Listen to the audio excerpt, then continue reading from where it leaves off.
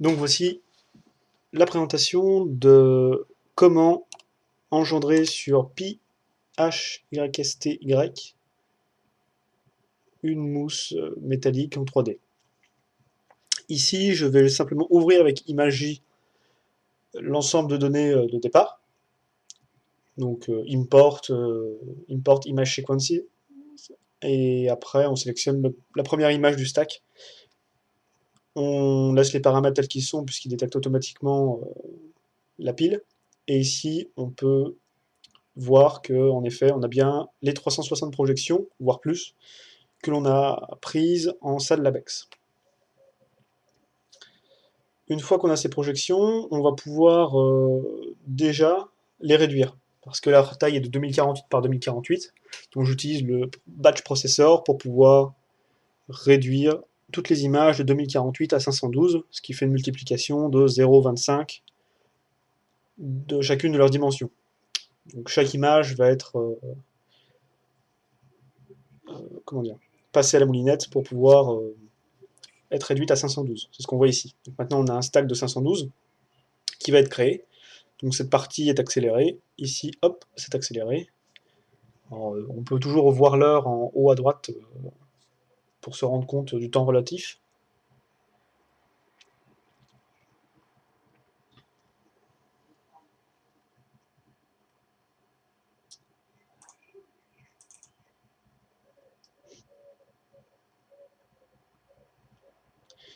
Une fois que tout le stack va être passé en 512, on va pouvoir lui faire subir les premiers traitements. Alors bien sûr, on le fait passer en 512 parce que sinon il serait trop lourd. Et le temps de calcul pour la reconstruction serait trop long. Donc l'une des premières choses qu'on va faire, ça va être transformer le stack de points TIFF, qui sont des images intéressantes certes, mais qui ne peuvent pas être procédées par l'algorithme de reconstruction. On va donc transformer le stack entier, donc les 360 images de points TIFF, en points EDF. Le seul problème, c'est que pour pouvoir faire ça, c'est pas un problème, mais pour pouvoir faire ça, en fait, on va utiliser un petit script, donc codé en Python, qui va prendre chaque image et convertir l'image du formatif au point EDF. Le seul truc, c'est qu'il prend en entrée une certaine forme de nom de fichier, et en l'occurrence, lorsqu'on génère les fichiers en 512 par 512, ça produit un 0 de trop. En fait, voilà, ça va être marqué 0,001. Et nous, ce qu'on veut pour pouvoir le faire passer dans l'algorithme, c'est 0,01. Donc un 0 en moins au début. Donc, on va utiliser une fonction de Linux qui permet de renommer par paquet des fichiers, tout simplement. On va donc pouvoir transformer eh bien, le paquet avec des mauvais noms en un paquet avec des bons noms. Alors, ici, il y a une petite pause, je ne sais pas pourquoi. Il faudra faire attention lors du temps de calcul du temps que c'est nécessaire. C'était sûrement l'ordi qui frisait, encore une fois.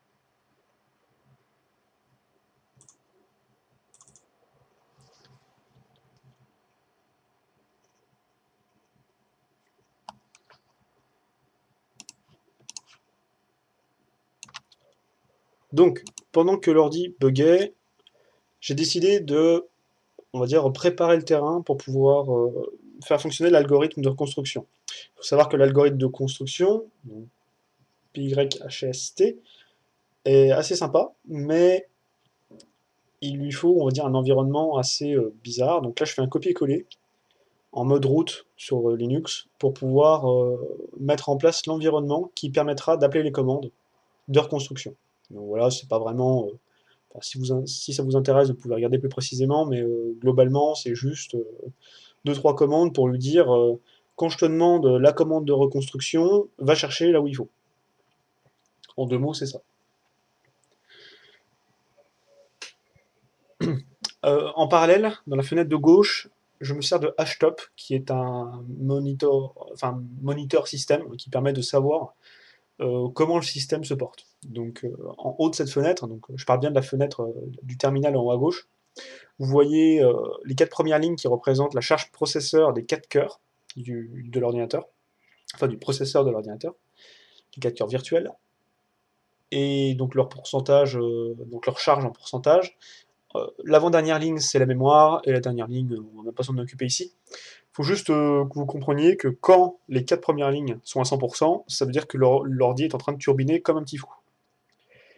À droite, j'ai donc balancé les commandes pour préparer l'algorithme de reconstruction, et je me place dans le dossier où se situent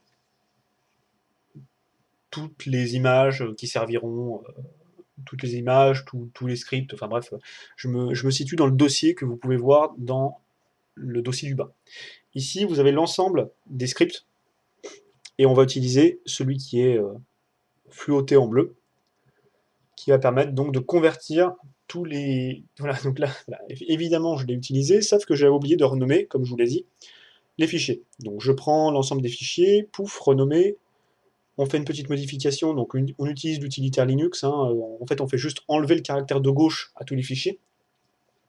Là c'est accéléré, Linux procède à la modification assez rapidement, et une fois que tout est fait, on se retrouve donc avec un ensemble de pointifs, qui sont donc les projections prises. Donc ça c'est vraiment les projections rayon X direct, hein. C'est simplement une petite... c'est vraiment les projections qui sont juste en 512 et renommées un petit coup, c'est tout. Là, l'algorithme qui transforme les pointifs en .df a été lancé. Vous voyez que l'ordinateur va plutôt bien, hein. C'est pas ça qui le fait paniquer. Et on se retrouve donc dans le dossier que vous voyez en bas avec résulte 001, résulte 002, blablabla, ce qui correspond à l'ensemble des données, les mêmes données.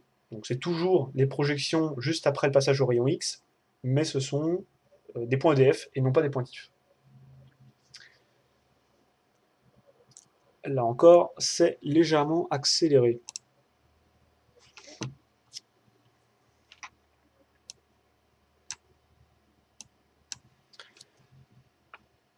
Donc ici c'est d'accélérer, hein, toujours. Regardez l'horloge en haut à droite si jamais vous voulez le temps relatif. Je me répète encore une petite fois.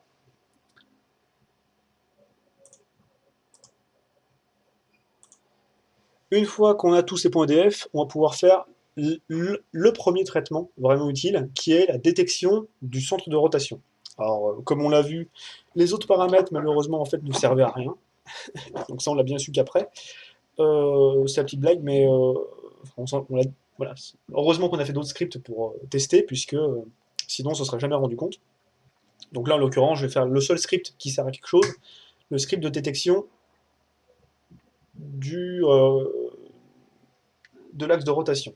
Alors je le lance, et en fait, ce qu'il va faire, il va tester dans une plage qui est interne au script, donc c'est une plage qu'il faut aller modifier directement dans le script, tous les axes de rotation entre deux valeurs de pixels. Alors, si je ne me trompe pas là, on est entre 240 et 260. Vous voyez qu'il va générer le point par, c'est-à-dire l'ensemble des paramètres regroupés dans un genre de fichier texte qui s'appelle un point par. Ça change rien, c'est juste, au lieu de texte, on met par, c'est tout. Donc on va regrouper tous ces paramètres, et à chaque fois, en fait, au lieu de mettre l'axe de rotation à 250, il va le mettre à 240, 241, 242, 243, etc. Au fur et à mesure qu'il génère les points par, il demande à ce que la reconstruction soit effectuée. Donc il génère un point par, il fait faire la reconstruction. Il génère un point par, il fait faire la reconstruction, au fur et à mesure. Une fois qu'on aura toutes ces projections, donc on va avoir vraiment une petite reconstruction. Donc pas une reconstruction complète, parce que sinon ce serait déjà trop lourd en termes de données. À chaque fois, il faudrait presque 500 mégas pour faire la reconstruction en entier. Et bien sûr, ce serait bien trop lourd également en termes de ressources système. C'est-à-dire à chaque fois, il faudrait prendre 10 minutes pour faire une reconstruction complète. Donc ce qu'on fait, on va reconstruire qu'une couche. On va reconstruire par exemple la couche numéro 150. Même chose, c'est une valeur qui est interne au script. Une fois qu'on a notre petit échantillon avec toute notre, on va dire, nos 20 ou 30 images reconstruites reconstruites avec différentes valeurs de l'axe de rotation, on pourra les ouvrir sous Imagery, de manière à voir les différences, et vous allez voir qu'on voit très nettement quand l'axe de rotation est bien sélectionné. C'est-à-dire que vous allez voir qu'il y a des zones de flou, quand l'axe de rotation est trop à gauche par rapport à là où il est vraiment, et des zones de flou quand il est trop à droite par rapport à là où il est vraiment. Donc par exemple, si notre axe de rotation était à 250, et que dans le script, eh bien, il teste la valeur de 240, vous verrez des grosses zones floues.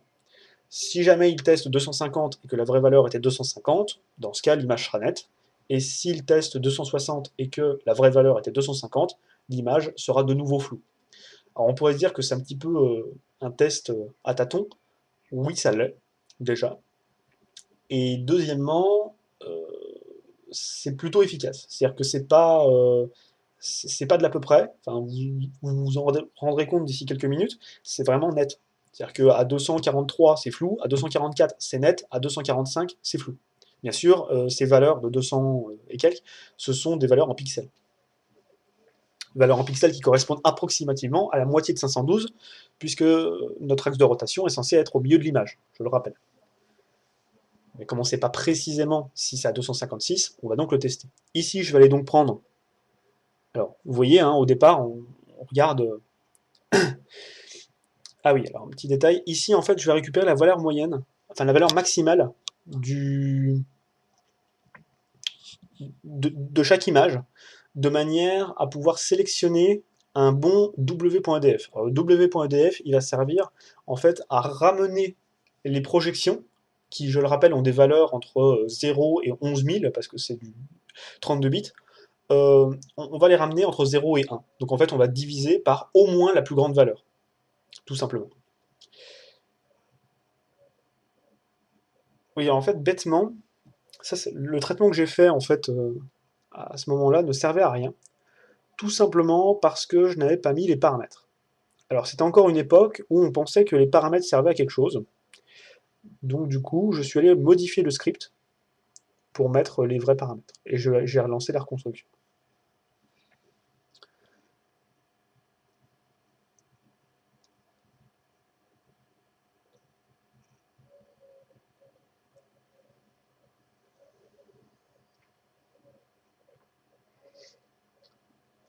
Donc dans le script de test des axes de rotation, il y a plusieurs choses. La première valeur d'axe de rotation qu'on va tester, 240 par exemple. La valeur finale, 260 par exemple. Et les paramètres d'entrée du système, c'est-à-dire la distance source axe de rotation détecteur, ainsi que les autres paramètres qu'on a déterminés ensemble en LabEx. Avec toutes ces infos, on va donc, comme je l'ai dit, j'essaie juste de résumer plus brièvement cette fois, on va générer une série de points par pour toutes les valeurs d'axe de rotation en pixels entre 240 et 260. On va ensuite générer à chaque fois, on va dire, une couche témoin pour chacune de ces valeurs. Et une fois qu'on les a, on va pouvoir les ouvrir sur Imagery, comme vous le voyez maintenant. Donc on prend tous nos points vol, donc nos points vol en fait qui normalement devraient contenir 512 couches, mais pour plus de simplicité, comme je vous l'ai expliqué, on va faire qu'une seule couche. Donc ces points vol en fait, ça pourrait très bien être des pointifs, ça revient à la même chose. On va tous les ouvrir dans Imagery. Alors comme l'ordi, voilà, bug un peu, hop, on récupère tout et on les ouvre.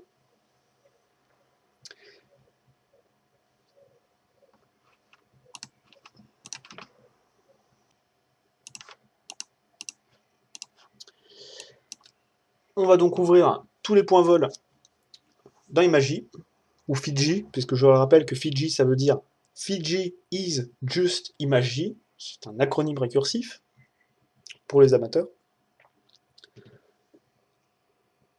Alors là, je pensais qu'il allait les charger, voilà, c'est ça. Donc vu que je me suis un petit peu gamellé, en fait, il va les charger 2 fois chacun. Donc là, vous voyez que c'est très net, vous voyez sur l'image de gauche, que c'est flou, c'est-à-dire qu'on a des petits ronds. C'est-à-dire que ça, c'est typiquement que l'axe de rotation est très loin de là où il est vraiment. Vous voyez en haut le titre, hein, à chaque fois 260, 270, 267, etc. Donc ça veut dire, voilà, à chaque fois, on a un test pour une valeur de l'axe de rotation. Vous voyez au fur et à mesure que les cercles diminuent, Alors si vous imaginez à quoi peuvent ressembler des rotations si on ne prend pas le bon axe, c'est assez logique en fait de trouver des cercles, puisque la mousse tourne autour d'un axe de rotation qui n'est pas le sien, et du coup ça décrit des anneaux dans l'espace, pardon. Plus on se rapproche de l'axe de rotation, plus les cercles diminuent, comme vous le voyez. Ça diminue, ça diminue, ça diminue, ça diminue. À partir de là, on va commencer à voir certaines formes, des formes un peu plus connues apparaître. Et ici, là, on commence à avoir presque plus, donc c'est pour ça que je vais mettre l'image de côté, parce que je trouve qu'elle est quand même pas mal, presque plus d'anneaux. Ici, là, c'est encore mieux. Vous voyez, sur cette nouvelle image, vous voyez, à 246, c'est vraiment net. À 245, ça commence à être net, et après, ça commence à repartir. On a du flou. Donc, 244, ah, c'est peut-être mieux en fait. C'est difficile. Il faut vraiment y aller par tâtons, partir des deux côtés et voir quelle image est mieux qu'une autre. Il faut essayer de repérer un endroit dans la mousse et observer quelle est la meilleure, quelle est la plus nette. Par exemple, si on regarde cette zone-là, et cette zone-là, on voit que sur l'image de gauche, c'est quand même beaucoup plus net. Ah, non, en fait, non, ouais, sur l'image de droite, c'était mieux. Euh, voilà, et là, on voit que ça repart. Donc, quand l'axe de rotation est encore trop loin, ça redérive. Voilà, 245, hop, on la vire. Là encore, on voit que c'est plus flou que celle de gauche. Donc c'est-à-dire que notre axe de rotation est à 245. Ça nous a permis donc de déterminer notre axe de rotation, l'un des paramètres, je le rappelle, les plus importants, puisque les autres paramètres en fait ne comptent pas du tout. Donc c'est presque en fait le seul paramètre. C'est pour ça que c'est le plus important. Ici, j'ouvre un petit terminal et je vais éditer le script final qui s'appelle resized 512. Ce script-là va contenir toutes les, on va dire vraiment les paramètres finaux pour pouvoir créer la reconstruction. Voilà, la grande reconstruction qui va nous servir plus tard. Ici, je change le W à 15 000. Alors ça, bon, c'est une petite bidouille, je pourrais vous expliquer, c'est pas non plus... euh, c'est pas transcendant, donc je vais plutôt un peu glisser dessus. En fait, j'ai généré une série avec plusieurs valeurs de manière à être tranquille. Donc voilà, si la valeur maximale est à 18 000, eh ben, je prends mon W 20 512. Ça, 20 000, ça correspond à la valeur max, et 512 à sa taille. J'en ai toute une série, donc ça me permet d'éviter de me casser la tête à générer à chaque fois un point EDF. Enfin bref. Ici, je mets donc les paramètres qui ne serviront à rien, hein, je le rappelle, mais comme je ne le savais pas encore, je le fais quand même. Ces paramètres qui sont disponibles sur le drive, si ça vous intéresse, comme d'hab, puisque c'est vous qui les avez rentrés en plus. Donc, quand j'arrêterai de dire des bêtises, ce sera peut-être un petit peu mieux. Ensuite, là, je donne le nom du fichier de sortie, qui s'appellera donc rendu512.vol. Une fois qu'on a ce fichier de sortie, on ferme le script, on l'a enregistré, on peut fermer le petit terminal, et on va venir l'exécuter. On va exécuter le script de reconstruction. Alors là, pas besoin de grandes techniques, hein, on demande le script PHTY et le nom du point par, qui va servir de donnée d'entrée. Ensuite, on précise root et 0. Root étant l'utilisateur qui va lancer ce script. Donc root permet d'éviter. Alors bien sûr, normalement, c'est pas bien parce que on balance des trucs en root sur un système, blablabla, blablabla. Bon, ok. Mais ça permettra sûrement enfin surtout d'éviter des problèmes d'accès, parce que déjà que c'est un petit peu compliqué avec ce script de reconstruction. Là, au moins, on est tranquille. Il, il aura accès à tout ce qu'il veut. Voilà. Il pourra faire ce qu'il a envie.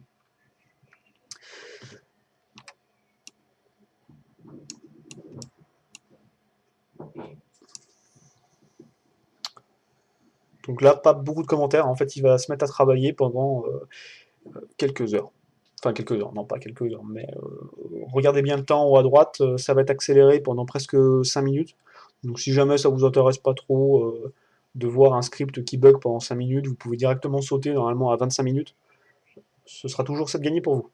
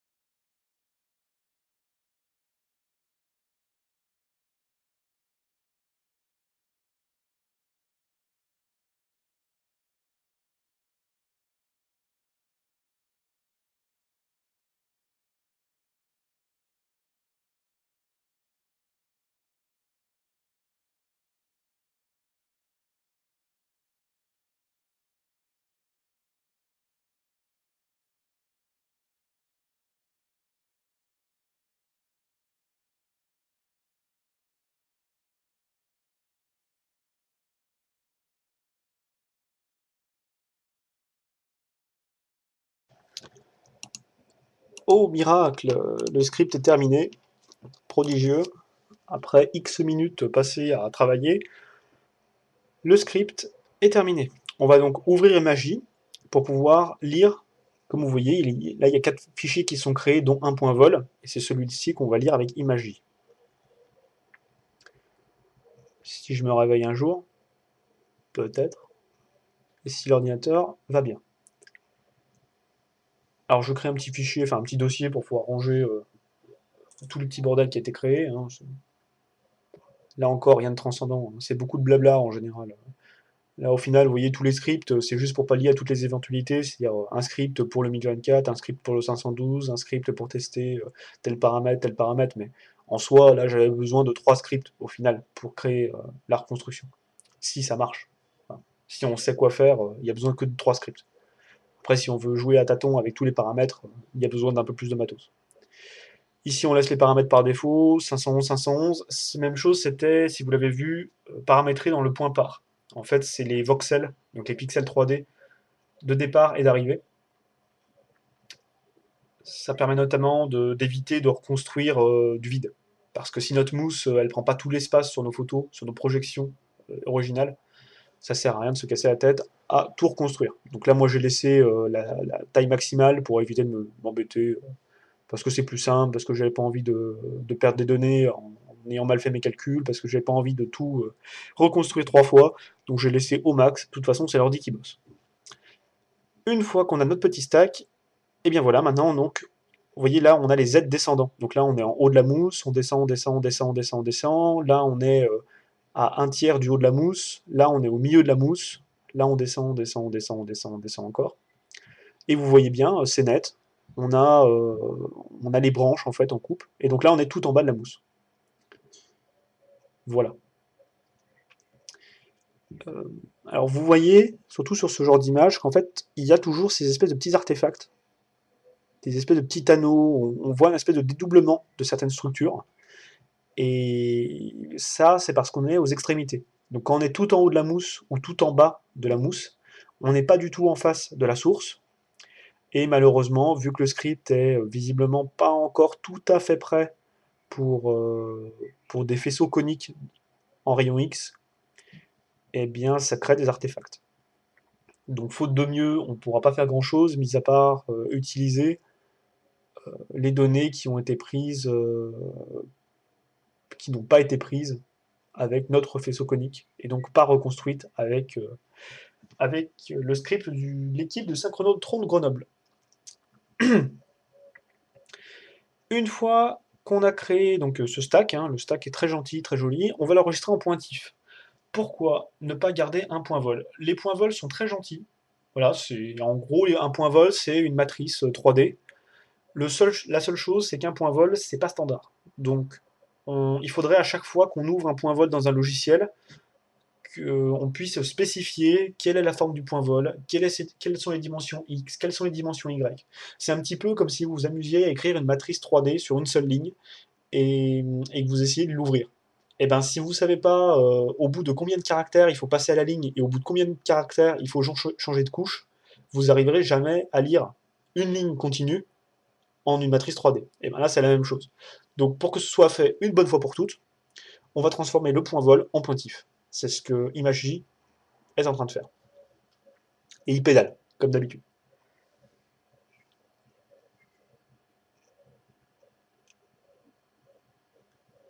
Une fois qu'on a ce stack d'images, hein, j'utilise le stack abusivement pour dire une pile d'images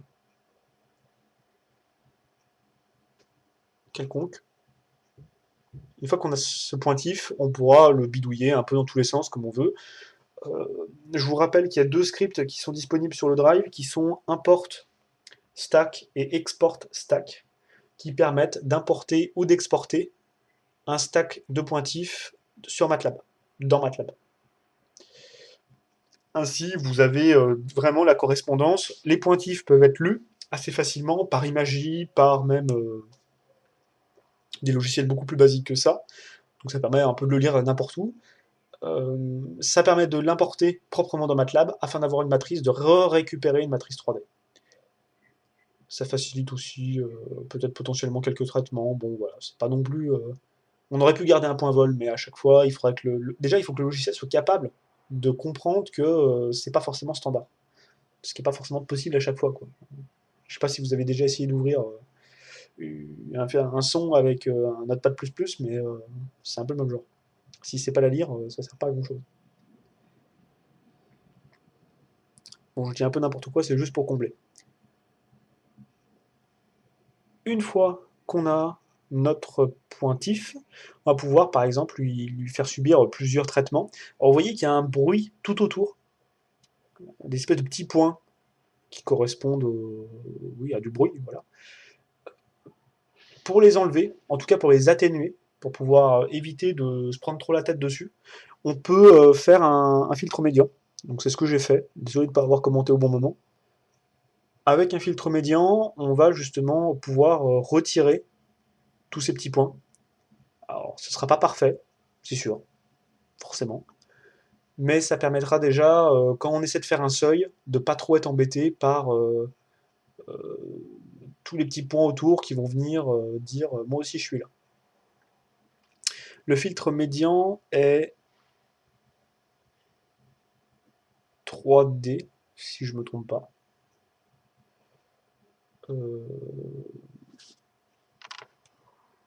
En fait, j'ai une petite bêtise en fait. Ah non, oui, voilà, non, désolé, en fait, là je faisais même pas de filtre médian. Le filtre médian sera pour un peu plus tard, lorsqu'on passera sur l'autre ordinateur pour pouvoir, on va dire, traiter la mousse. Là, en fait, j'essayais juste de l'ouvrir avec Volume Viewer.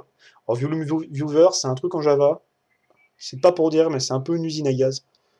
Ça marche quand ça veut, et surtout, c'est assez compliqué d'avoir une jolie vue qui vous fasse pas planter l'ordi toutes les 5 minutes. Surtout quand vous avez qu'un Pentium. N'est-ce pas? Je n'ai pas de i7. Voilà à peu près la mousse. Alors, vous voyez, ça fait un petit peu un nuage. Pourquoi? C'est justement à cause de tous ces petits points. C'est-à-dire, vous voyez, là, il n'y a vraiment aucun traitement. C'est vraiment la reconstruction brute de décoffrage, une fois qu'on a sommé tous les pointifs. Et le problème, c'est justement, une fois qu'on a ça, comment on l'interprète? Est-ce que on va mettre un seuil là-dessus, direct, en disant, voilà, pouf, ça c'est blanc, soit c'est noir, et pof, c'est fini? Ou est-ce qu'on va faire un traitement? Est-ce qu'on va commencer à faire des filtres médians? Est-ce qu'on va commencer à faire euh, comment dire, du détecteur de contours, de la triangulaire, ah, pardon, désolé, de la triangularisation. Voilà, ça c'est une grosse question et il faut savoir que ça, c'est notre image brute de décoffrage. Voilà. Alors en plus, je dis brute de décoffrage, mais si vous avez bien regardé, sur la droite de l'écran, lorsque on avait le volume en 3D qui bougeait dans tous les sens, il y avait un histogramme et une petite ligne euh, jaune dessus. Ça permettait en fait de pouvoir rendre en 3D. Parce que vous comprenez bien qu'en fait, un volume 3D, si jamais on représente le volume 3D tel qu'il est, dès qu'il y aura un tout petit point, le volume 3D va être plein. Donc en fait, ce qu'on va voir, ça va être un cylindre ou même un cube plein. Donc pour pouvoir les voir, on va donc on va dire voilà, à telle valeur, on la met en transparent, telle valeur, on la met en blanc. Donc en fait, c'est même une représentation qui prend déjà en compte un seuillage. Un seuillage dynamique, puisqu'on peut le changer en 2 clics et ça change, bah, pas instantanément, parce que l'ordi est un peu lent, mais ça change presque instantanément euh, visuellement, et ça change pas le stack enregistré, mais voilà, c'est même pas vraiment, c'est qu'une représentation, c'est qu'un reflet de ce qu'on obtient vraiment après la reconstruction. Ce qu'on obtient vraiment après la reconstruction, c'est ça. Et voilà. Voilà comment faire une reconstruction totale. Alors, si ça vous amuse, on peut compter un petit peu le temps que ça a pris et pour voir voilà, combien de temps ça prend pour faire une reconstruction d'une mousse en 512 avec quelques paramètres d'entrée plus la détection de l'axe de rotation.